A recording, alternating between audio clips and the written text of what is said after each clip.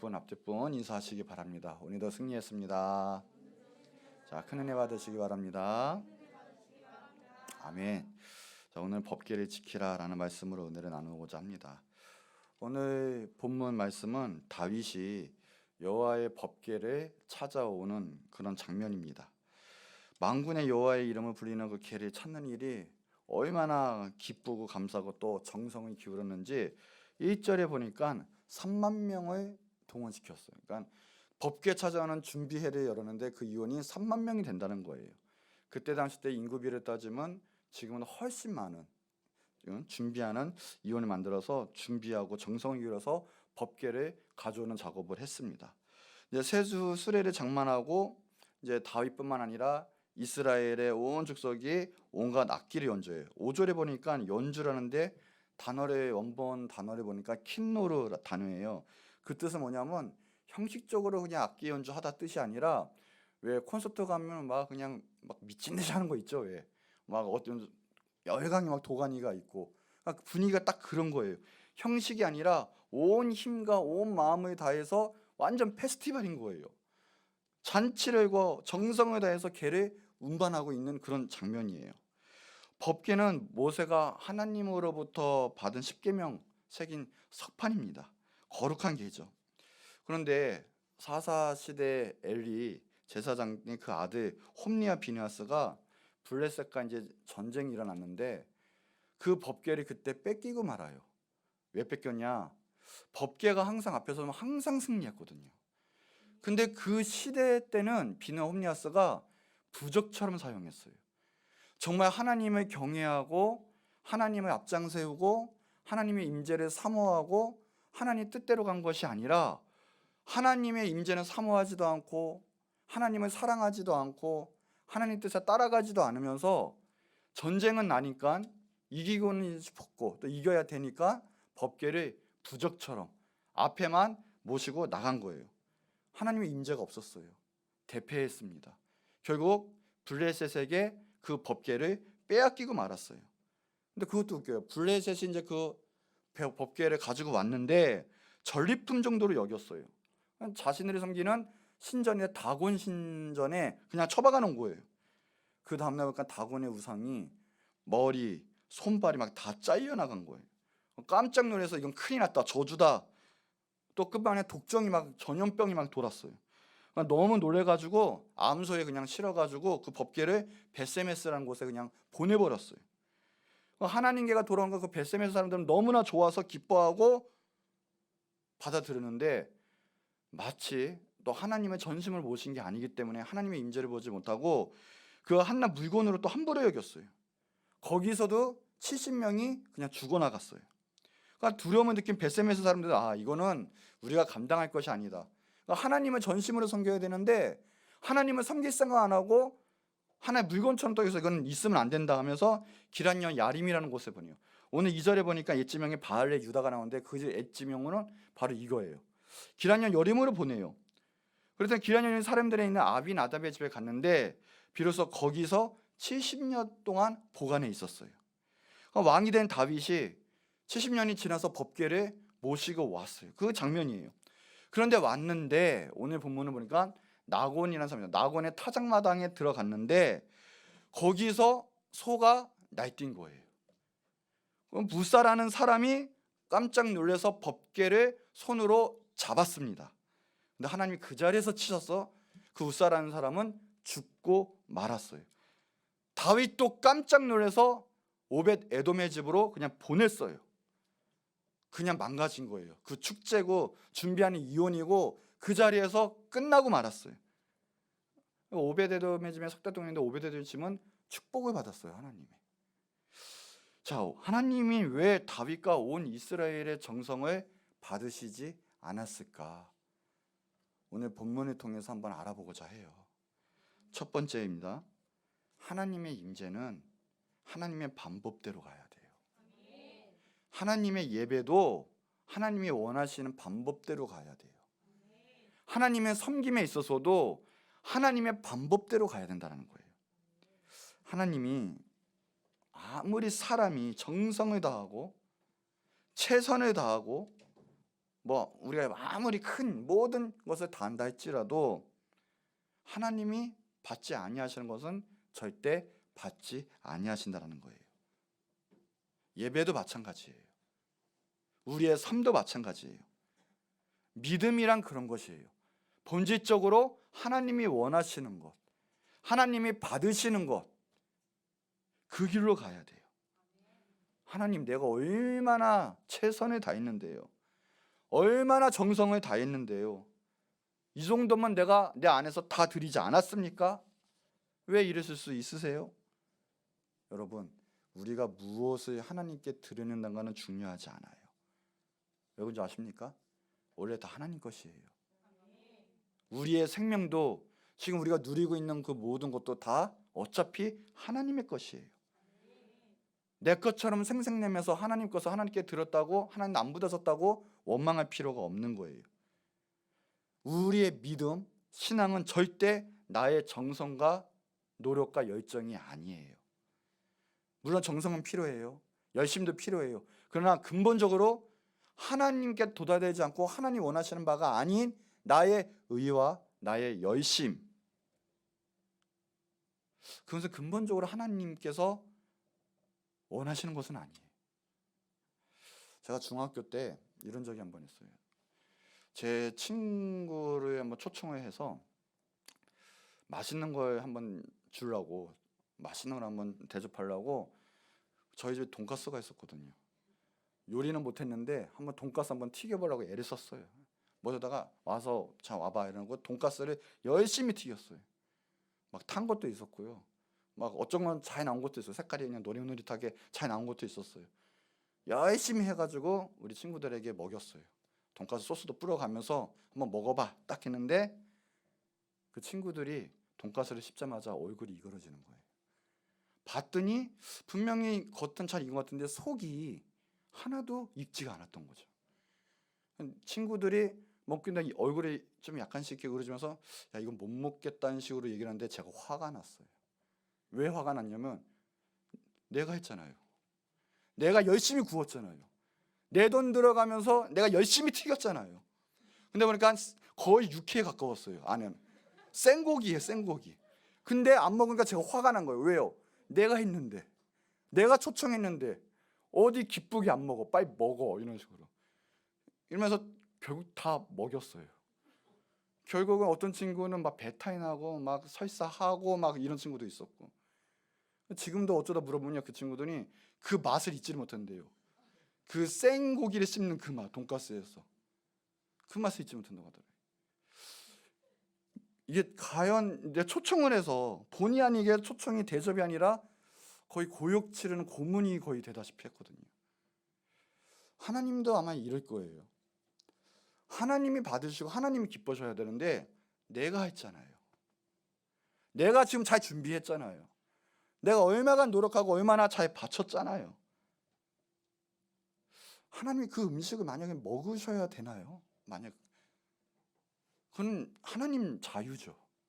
하나님 마음이신 거예요. 왜 우리가 이렇게 예배했는데 내 삶은 왜 그래요? 왜 변화되지 않아요? 왜 힘들어요? 오직 하면 하나님이 받으시지 않았을까요? 오직 하면 우리가 드리는 그것이 상해 있으면 받지 않으셨을까요? 열심히 부르짖는데 응답이 없다고요? 오직 하면 그러셨을까요? 중요한 건 하나님이 받으셔야 돼요. 그것은 다른 것이 아니라 하나님의 방법대로 가야 돼요.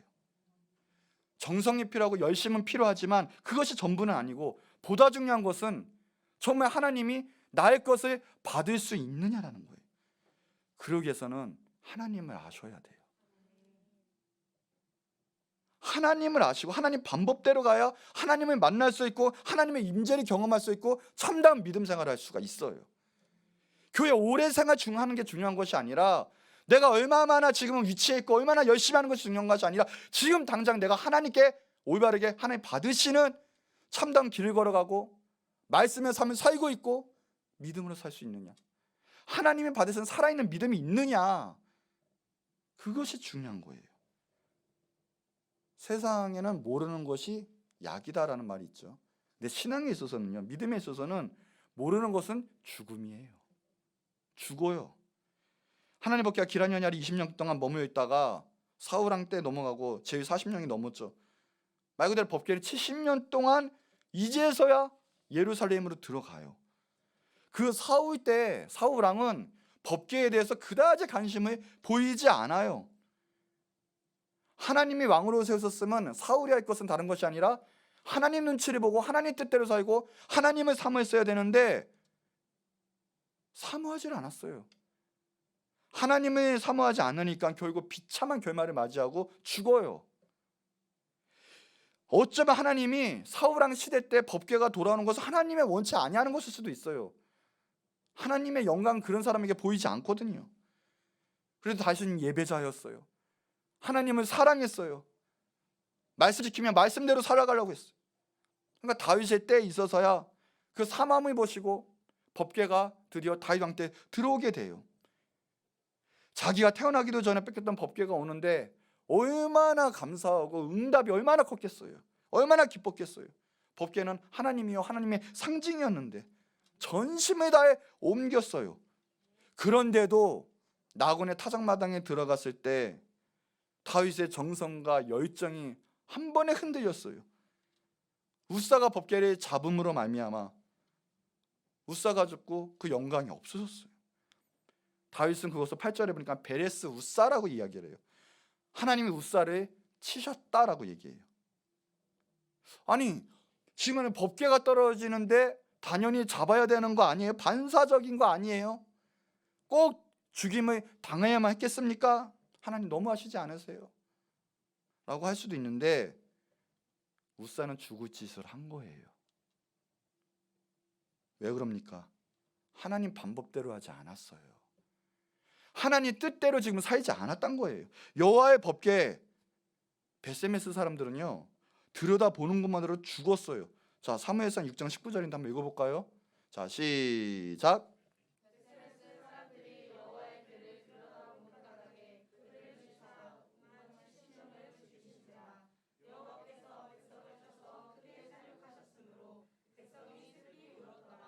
아멘. 들여다보기만 했어요. 여기가 뭐야? 법궤야? 들어봤는데 몇 명이 죽었다고요? 왜요? 하나님의 거룩은 두려운 거예요. 지금 우리가 예배할 때 정말 무섭게 예배드려야 돼요. 하나님을 보면 죽어요. 하나님 내 안에 온다고 생각해 보세요. 지금 내가 하나님과 동행한다고 생각해 보세요. 하루하루의 삶이 어떤지. 함부로 하는 게 아니에요. 들여다만 보기만 해도 죽어요. 죽어. 살육할 정도로 죽는 거예요. 가까이 보지 말라는 거예요. 봤어요. 근데 하나님의 법궤에 대해서 알아보지도 않고 벌써 가볍게 여기는 마음이 있고 이방인들이 똑같이 하는 대로 그냥 행했어요. 우사는 하나님 말씀을 우습게 여겼고 하나님 말씀에 무지했어요. 다윗도 무지했어요. 흥분만 했고 열정만 있었지 하나님이 원하시는 대로 하나님이 원하는 걸 몰랐어요. 무지했어요. 하나님 영광이 임할 수가 없어요. 받으실 수도 없었어요. 민수기 4장 15절에 보니까 그래요. 진영을 떠날 때 아론과 그의 아들 성소와 성소의 모든 기구 없는 일을 마치거든 어떻게 해라? 고핫 자손들이 와서 맬 것이다. 그래. 걔는 함부로 옮기면 안 되고 함부로 만지는 사람도 있어서는 안 돼요. 오직 하나님 허락한 사람만 만져야 되는 것이 고핫 자손들만 어깨 메고 가야 돼. 그러나 성물은 만지지 말지니라. 그래도 만지지 말래요. 해막 물건 중에 이것들은 고핫 자손이 어떻게 해라? 만지지 말고 고핫 자손이 옮기는데 메고 옮겨라. 만지면 죽는다. 오늘 본문 4절에 보는데 아효가 궤 앞에 가고 있었어요. 벌써 완전히 하나님 방법이 아니에요. 궤가 먼저 가고 따라가는 거지. 아효라는 사람이 먼저 갔고요. 그리고 분명히 손대지 말라고 했는데 고핫 자손이 가서 계획한 것도 아니고 수레에다가 벌써 근본이 잘못된 거예요. 들어가는 것부터 잘못된 거죠. 여호수아 3장 6절 한번 읽어볼까요? 여호수아 3장 6절 시작.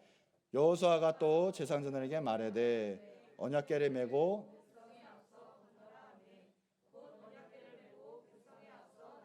언약궤가 백성 뒤에 가야 돼요? 앞에 가야 돼요? 앞에 가야 돼요. 완전히 잘못됐어요. 우리가 지금 하나님께 예배드리고 하나님을 섬긴다 하지만 하나님이 내 뜻 가운데 원한치 아니하시는 게 있고 불법이 자행되고 있고 하나님 뜻대로 가지 않고 내 의대로 가는 것이 있으면 하나님과 부딪혀요. 그러면서 거룩한 예배를 드리고 하나님 원하시는 예배를 드린다면서 앞에 나온다면 하나님 부딪히게 되어 있어요. 법궤는 고아자손이 매야 하고 블레셋 수레로 옮기는 거 안 되죠. 성물 만지면 안 돼요. 근데 다 말씀을 우습게 여겼고 불순종했고 무지했어요. 마음대로 해도 되는 줄 알았나 봐요. 하나님 말씀 모르는 건 죄예요. 죽음이에요. 사무엘이 죽은 이후에 하나님에 대해서 올바르게 말씀 선포하는 사람이 없었어요. 그게 사사기였고요. 말씀대로 끌고 전하는 사람이 없었어요. 하나님 말씀이 선포가는 것이 곧 축복이고 하나님 사랑하신다는 걸 믿으시기 바래요. 하나님 말씀 모르는 건 죽음이에요. 죽음. 자, 두 번째, 그래서 말씀을 모르면 충돌한다. 하나님과 충돌하는 거예요. 우리 따라해 볼까요? 말씀을 모르면 죽는다. 그래서 우리가 제일 먼저 하려야 될 것은 신앙생활 할 때 하나님 말씀을 아는 거예요. 하나님을 알아야 돼요. 하나님을 만지지 말라면 만지지 말고 하나님을 앞세우고 갔다 앞세우고 가고. 이 하나님의 법궤는 근본적으로 인간이 지킬 수 있는 게 아니에요. 하나님이 스스로 지키시는 거예요. 우사가 자기가 떨어뜨릴까 봐 무너질까 봐 자기가 힘써 지키라고 하는 거, 우사가 하나님의 임재를 부려들 수 있다는 것, 그 자체가 교만이에요. 하나님은 스스로 법궤를 지키세요. 하나님 흔들리지 않을 수도 있고요. 심지어는 떨어져도요. 하나님이 초월적인 공중에서 떠 있는 그런 능력을 발휘하지 못하시겠습니까? 여튼 법궤는 하나님이 지키시는 거예요. 어떻게 해서든 지켰을 거예요. 근데 내가 지킨다고요. 우사는 자기 손으로 법궤를 지키려고 했어요. 우사 뜻이 능력이란 뜻이에요.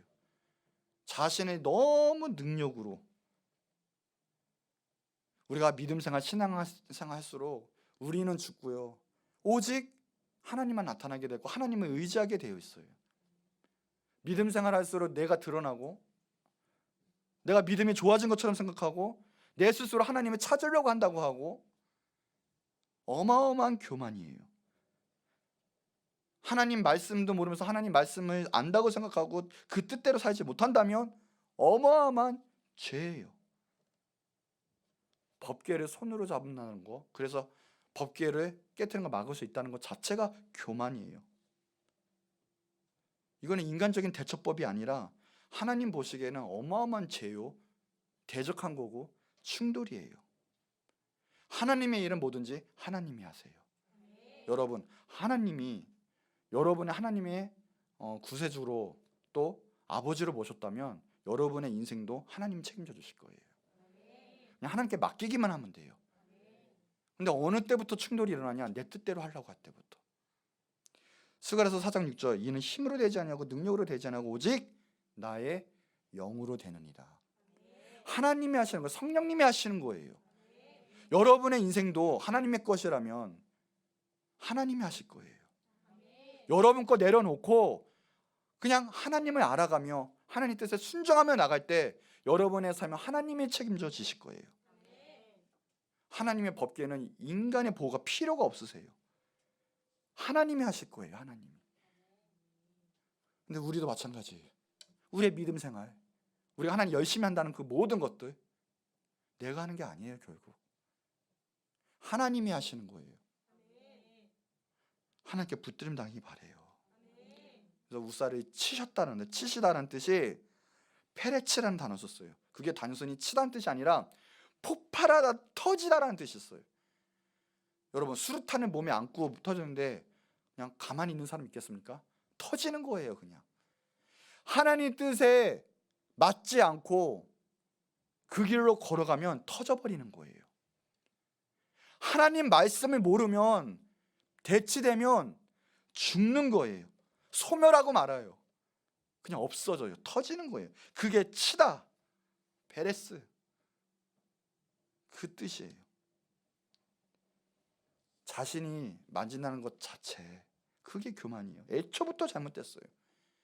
애초부터 교만한 거예요. 오늘 여러분 어떤 마음의 자세로 예배를 드립니까? 나는 오늘 내가 와서 예배를 드렸다. 내가 오늘 예배를 드린다. 알게 모르게 혹시 내 마음에 그런 것이 있습니까? 당연히 그러니까 나는 하는 거야. 아무 감흥과 아무 감동 없고 하나님의 임재를 사모하지 않고 습관적으로 나는 오늘 예배 드린다. 이게 있습니까? 우리나라 신앙의 가장 큰 문제점은 하나님에 대한 임재 사모가 없고 말씀에 무지하고 뜻에 따라가지 않는 거예요. 때로는 여기까지 오는 열정도 있고 정성도 있지만 정작 하나님을 아는 바가 없어요. 여전히 자기 자신이 살아 움직여서 결국 하나님의 법궤를 내가 움직이고 있어요. 우리가 알아야 될 것은 하나님을 아셔야 돼요. 저도 설교를 참 부드럽게 하고 싶어요. 웃기고 싶고 할 수도 있어요. 근데 말씀만 보면 하나님 그런 감동을 보다 너는 그냥 정직하게만 해라, 그 말씀이 있어요. 왜요?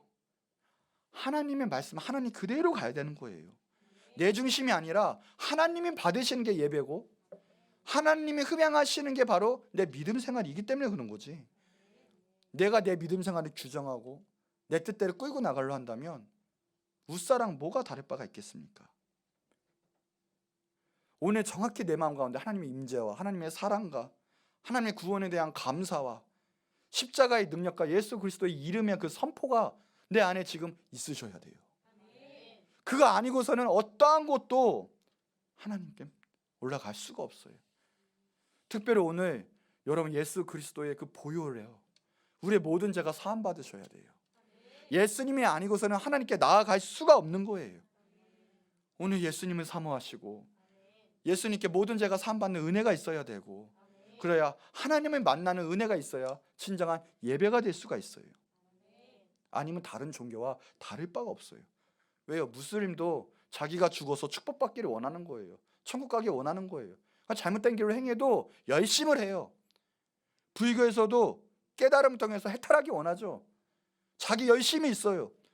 그런데 오늘도 우리가 예배드릴 때 하나님의 중심이 아니고 나의 열심으로 끝난다면, 내가 복받기 위해서 다닌다고 한다면 다른 종교와 뭐가 다를 게 있겠습니까?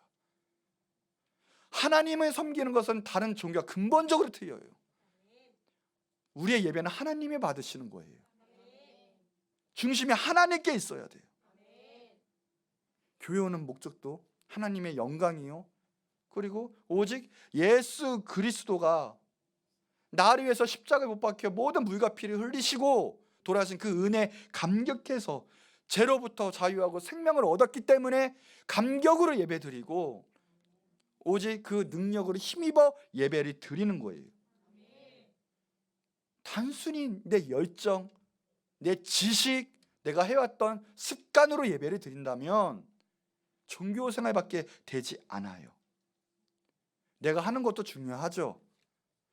그러나 내 마음문을 열고 하나님의 임재를 사모하는 게 더욱더 근본적인 문제라는 거예요. 사모가 문제라는 거예요. 사모하는 게 문제. 은사도 좋아요. 능력 받는 것도 좋아요. 그 전에 하나님이 원하시는 바, 원하시는 그 말씀대로 행하는 것, 그게 더 중요해요. 이런 말 있죠. 속도보다 방향이 중요하다. 열심히 뛰어가고 있는데 방향이 틀리면 무슨 소용이 있겠습니까? 시편 119편 9절에 보면 청년이 무엇으로 그 행실을 깨끗해 하니, 분명히 말하죠. 주의 말씀만 지키 따릅니다. 청년뿐이겠습니까? 우리들의 행실이 어떻게 깨끗하게 되겠느냐, 이런 거죠. 여기 있어요. 주의 말씀만 지키 따름이다라는 거예요. 정확히 나와 있어요. 말씀만 따른다. 다른 것이 아니라 철저히 자기를 부인하고 하나님 말씀만 앞세우고 하나님 말씀으로 충만하고 하나님 말씀만 따라갈 때 비로소 온전한 우리의 올바른 행위가 될 수 있는 거예요. 깨끗게 되는 거예요. 우리들의 행위, 성도들의 옳은 행위가 구약에선 세마포죠. 세마포 입은 게 천국이죠. 그럴 때 우리는 승리하고 천국으로 갈 수 있는 거죠. 또 호세아서 6장 3절에 어떻게 해요? 힘써 여호와를 알자 그래요. 알으셔야 돼요. 하나님을 모르는데 어떻게 승리하며 복을 받으며 그리고 참다운 믿음을 가질 수 있겠습니까? 힘써라요. 니르데파라는 단어인데요, 그 뜻이 추적하다, 따르다라는 뜻이 있어요. 하나님을 따르고 하나님을 붙잡고 하나님께 나아가지 않으면, 즉 무지하고 하나님 모르고 하나님 말씀도 모르면 죽을 수밖에 없는 거예요. 여호와께서 우사를 충돌하셨다. 계속 충돌해요. 우리가 이 마음이 없으면 우리 신앙생활에서 계속 하나님과 충돌할 거예요. 하나님 원하시는 바, 그 뜻하신 바 걷지 않으면 또 나도 모르게 그렇게 충돌해요. 왜요? 하나님 말씀을 모르니까. 무지하면 죽는 거예요, 하나님 말씀을 모르면. 그래서 오늘부터 최선을 다할 것은 하나님을 아셔야 돼요. 힘써 알으셔야 돼요. 성경에 보면 힘써가 많이 나와요. 힘써 대장부가 되라, 힘써 지켜라, 힘써 행하라, 힘써가 많이 나와요. 하나님 사랑도 온 마음을 다해서, 뜻과 생명을 힘을 다해, 목숨을 다해서 여호와 하나님을 알고 그거는 말씀을 알아야 된다는 거예요. 하나님 방법대로. 느헤미야 8장 8절에서 10절 한번 읽어볼까요? 자, 시작.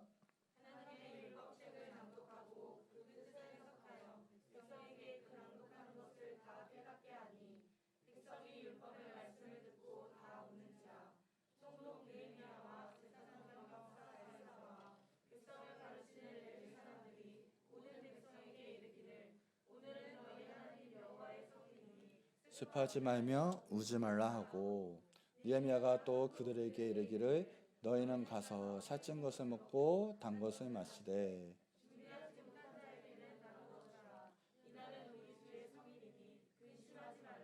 여호와로 인하여 기뻐하는 것이 너희의 힘이니라. 아멘. 이제 참다운 예배 회복이 되고 말씀 볼 때 어떻게 돼요? 8절에 보니까 분명히 깨닫다라고 그래요. 깨닫다. 진정한 부흥, 진정한 회복, 진정한 믿음은 하나님 말씀을 깨닫는 것에서 오는 거예요. 근데 이 단어가 보니까 단순히 지식으로 넣다라는 뜻이 아니에요. 내가 깨우치다라는 뜻이에요. 말 그대로. 하나님 말씀이 임할 때, 아, 이거였구나. 그거는 힘이 있어요. 내가 바뀌어요. 내 가치관이 바뀌고 내 생각과 내 삶이 바뀌고 내 행동이 바뀌어요. 그게 깨닫는 거예요. 죄가 끊어지고요, 이제 하나님 말씀이 좋고요, 하나님 말씀대로 나가요. 그게 깨닫는 거예요. 깨달을 때 부흥이 임하고 깨달을 때 복이 임하고 치유가 임해요. 민족적인 회복도 임해요. 말씀을 깨닫는 것부터 시작하는 거예요. 감격이 있을까 울어요. 근데 여호와를 기뻐하는 것이, 여호와를 아는 것이 이제 힘이 된다라는 거예요. 드디어 이스라엘은 다시 살아나요. 말씀을 깨달을 때부터 아셔야 된다는 거예요. 내가 혹시 교회를 할 때도 나의 방법대로, 나의 행함대로, 내 생각대로 하나님 법궤를 마음대로 하는 것처럼 하지 않도록 주의해서야 된다는 거예요. 신앙의 실패 무너질 때는 반드시 이유가 있어요. 어느 순간에 내가 내 하나님의 뜻이 아닌 내 생각보다 앞섰을 때 반드시 내 믿음 신앙생활은 무너지게 되어 있어요. 오늘 회복하시기도 바라고요. 하나님의 임재가 다시 여러분 삶 가운데, 영혼 가운데 임하시기를 축복합니다. 아셔야 돼요. 하나님을 돌이키셔야 돼요. 정말 회개하셔야 돼요. 회개와 후회는 틀려요. 회개하면 하나님께 가는 거예요. 내가 없어져요. 그런데 후회는요, 여전히 내가 살아있어요. 결국 내 방법, 내 길을 택하는 게 후회예요. 회개는 하나님을 선택하지만 후회는 여전히 나를 선택해요. 내 방법대로 행해요. 하나님을 가지마 그런데 가요. 하나님 이거 하지마 그런데 해요. 왜요? 후회만 했지 진정한 회개는 없었기 때문에 그래요. 그러나 말씀이 임하면 깨닫고 깨닫는 사람은 회개하게 되어 있고요. 그래서 예수님이나 세례요한이 한창 먼저 오시자마자 한 말은 회개하라. 천국이 가까웠느니라. 천국 가려면 회개하셔야 되고, 그것은 깨달음부터 와야 되는데, 그건 하나님 사모를 임재하고 마음을 여는 것부터 와요. 이제는 하나님 말씀을 사모하세요. 힘써 여호와를 아셔야 돼요. 법궤를 지키는 것 비교도 힘써 말씀 여호와 하나님을 아는 것부터. 돌이킬 만한 그런 능력을 가지지 못한 영혼은 가만히 보면요, 그게 없어요. 여전히 말씀을 사모하지 않아요. 여전히 내 뜻대로 가요. 결정적인 시기 때 그대로 행해요. 주님을 초청하시고 말씀을 사모하시고 하나님 임재 가운데 승리하시기 바랍니다. 자, 세 번째, 지금은 거룩한 의분을 막 내고 근심할 때라는 거예요. 늘 우리가 깨어 있어야 된다는 거죠. 하나님 우사를 치신 다윗 그거 봤잖아요. 다윗이 베레스 우사라고 했더니 다윗이 8절에 보니까 분했다고 얘기해요. 분했다. 분하다는 의미 같은 단어가 창세기에 나와요. 창세기 45장 5절에 요셉이 한 말인데, 당신들이 나를 이곳에서 팔았다고 해서 근심하지 마소서, 한탄하지 마소서, 하나님이 생명을 구원하시려고 나를 당신들보다 먼저 보내셨나이다. 이제 요셉이 형제들하고 애굽에서 국무총리가 되고 제외하는 장면이에요, 이 장면이. 근데 당신들이 나를 이곳에 팔았다고 해서 근심하지 마옵소서, 이 근심하고 단어하고 다윗이 분했다라는 단어하고 같은 단어예요, 보니까. 그러니까 오늘 창세기 보면 그 형들이, 우리는 그렇게 생각해요. 죽었다 확 눌려가지고 막 떨고 있다고 생각을 해요. 근데 가만히 보면 단어가 그 단어가 아니에요. 이 형들, 요셉 형들은 바로 이거예요. 분했다라는 뜻이에요. 쉽게 말하면 진짜 회개하고 이게 아니라 가만히 보면 그거예요. 와, 하필 내 동생이었어. 와, 진짜 한탄스러워. 이게 이건 거예요. 지금 보니까 요셉의 형제들이 진짜 잘못했어, 나 좀 받아줘, 이게 아니라 도려 성을 낸 거예요, 보니까. 그러니까 요셉이 그런 거예요. 근심하지 말고 한탄하지 마소서, 내가 이제 하겠다. 지금 이 장면인 거예요, 보니까. 같은 단어예요. 화가 있는 거예요, 화. 다윗은 하나님을 정말 사모했고 법궤도 사모해서 모시는 그 중에, 법궤를 가져오는 중에 자신의 무지와 율법을 모르는, 하나님의 법을 모르는 이 백성의 무지 때문에 자신이 화가 났어요. 의분이 난 거예요. 본의 아니게 하나님이 모독한 게 화가 났어요. 너무나 창피하고 분노한 거예요. 여러분은 하나님이 욕먹는 것에 대해서, 특별히 내가 하나님을 욕먹인다는 것에 대해서 생각해 본 적이 있습니까? 거기에 대해서 참담하고 정말 분노하고 안타까워하고 하는 마음이 있습니까?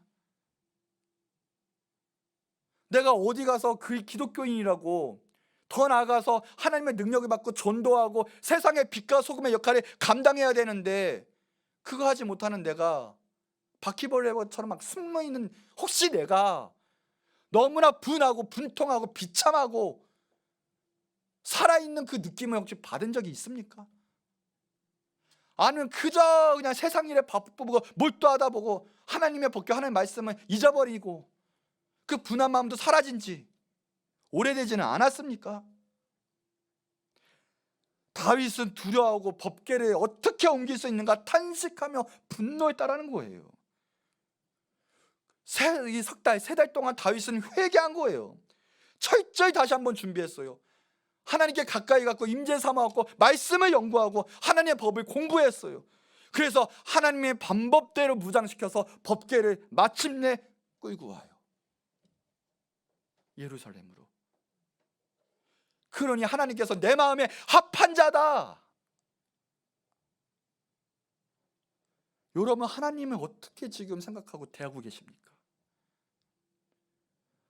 하루에도 무너지는, 하나님 방법대로 못 사는, 말씀대로 살지 못하는 내가 너무나 분하고 너무나 처절한 싸움 가운데 승리하지 못하는 내 영혼, 내 삶, 단순히 누여있는 하나님의 영광을 나타내지 못하는 그 삶 가운데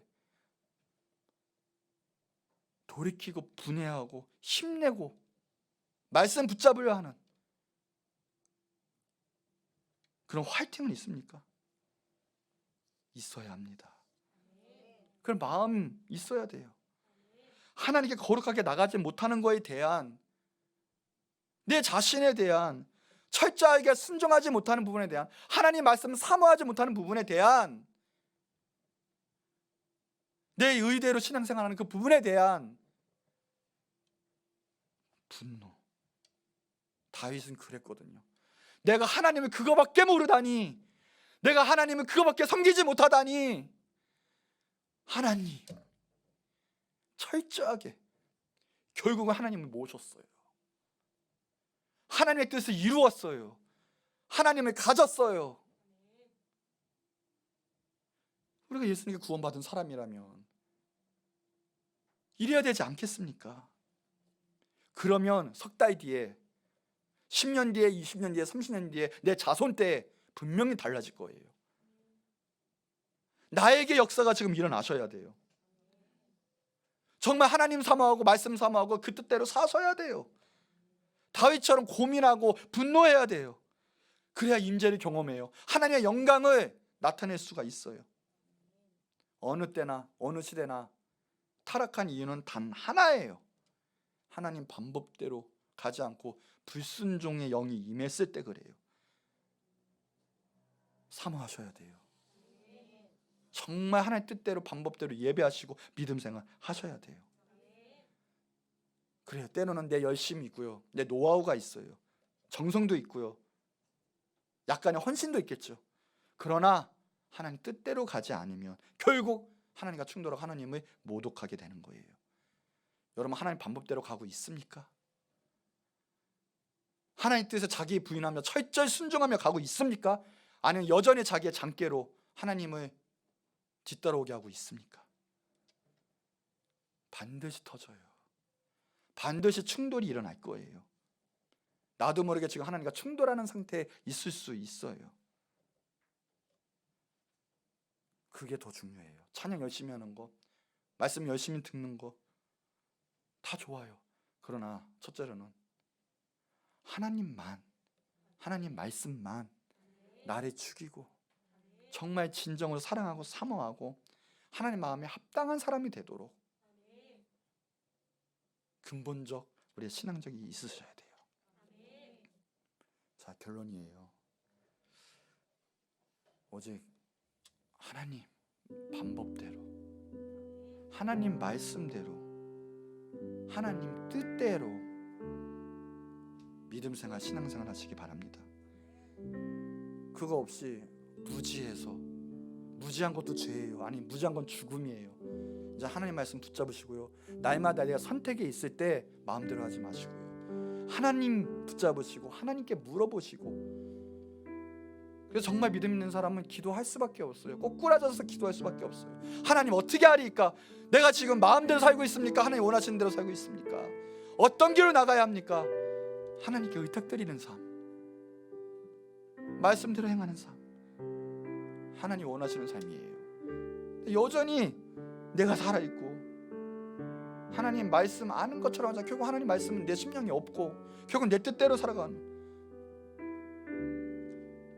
그건 교만한 상태요, 죽음의 길밖에 되지 않아요. 오늘 하나님 붙잡읍시다. 하나님, 내 영혼 가운데, 내 삶 가운데, 내가 기도하는 모든 가운데 임하여 주시옵소서. 하나님 오시옵소서. 주님, 하나님의 말씀, 하나님의 법궤가 내 심령 안에 들어오기 원합니다. 이제 모시기 원합니다. 이제 겸손히 하나님 뜻대로, 하나님 방법대로 살아가겠습니다. 하나님 임재하여 주시옵소서. 역사하여 주시옵소서. 우리 이 시간에 한 목소리 기도할 텐데 이제 전심으로 하나님 섬기겠습니다. 하나님 말씀대로 가겠습니다. 내 뜻대로 가지 않겠습니다. 그것이 죽음이란 걸 몰랐습니다. 하나님 불쌍히 여기사 나를 붙잡아 주시고 임재하여 달라고 우리 주여 한번 크게 부르짖고 간절히 기도하도록 하겠습니다. 주여 하나님 감사합니다. 아버지 하나님